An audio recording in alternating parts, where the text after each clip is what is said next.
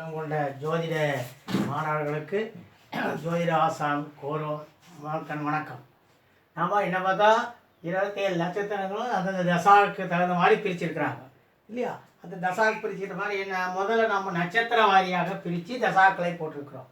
எப்படி அஸ்வினி மகம் மூலம் பரணி பூரம் அதை பயன்படுத்தி ஒவ்வொரு தசாவுக்கும் எத்தனை இதாக போடுறோம்.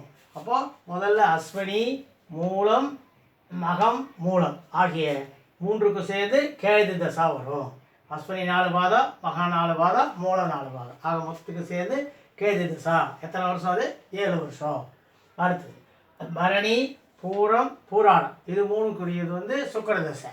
அந்த சுக்கர தசைக்கு வந்து எத்தனை வருஷம்? 20 வருஷம். அப்போது பரணி பூரம் பூராட நட்சத்திரத்தில் இருக்கிற குழந்தைக்கு என்ன தசா இருப்பு வரும்னா சுக்கர தசா. ரைட். அடுத்தது கார்த்திகை உத்திரம் உத்திராடம், இது 3 இருந்தாக்க அது வந்து சூரிய தசைக்குரியதை வரும். சூரிய தசா இருப்புன்னு போட்டிருப்பாங்க. எத்தனை வருஷம்? அது 6 வருஷம். அதில் தான் கழித்தது போக நின்றது போக பாக்கியெல்லாம் போட்டிருப்பாங்க. அடுத்தது ரோகிணி அஸ்தம் திருவோணம், இது 3க்கும் சந்திர தசைக்குரியது. அப்போ சந்திர தசா வந்து எத்தனை வருஷம்? 10 வருஷம்.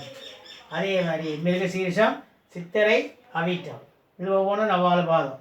அப்போது செவ்வாய் திசைக்குரியது. செவ்வாய் திசைக்குரியது வந்து அடுத்தது திருவாதிரை சுவாதி சதயம், இது 3 சேர்ந்தால் ராகு திசை 18 வருடங்கள்.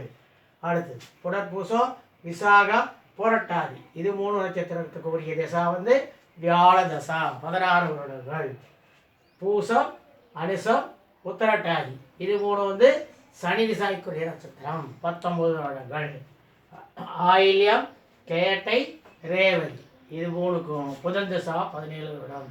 இந்த 9 வருஷத்துக்கு தசாக்குள்ளே தான் எல்லாமே அடங்கும். கதவை சிறப்பு நோக்கி இந்த வீடியோ பிடிச்சிருந்தா லைக் பண்ணுங்கள், சப்ஸ்கிரைப் பண்ணுங்கள், பக்கத்தில் இருக்கிற பெல் பட்டனை ப்ரெஸ் பண்ணுங்கள், உங்கள் நண்பர்களுக்கு ஷேர் பண்ணுங்கள். அப்போ தான் அப்பப்போ நாங்கள் போடக்கூடிய நோட்டிஃபிகேஷன்லாம் உங்களுக்கு வந்துக்கிட்டே இருக்கும். நன்றி, வணக்கம்.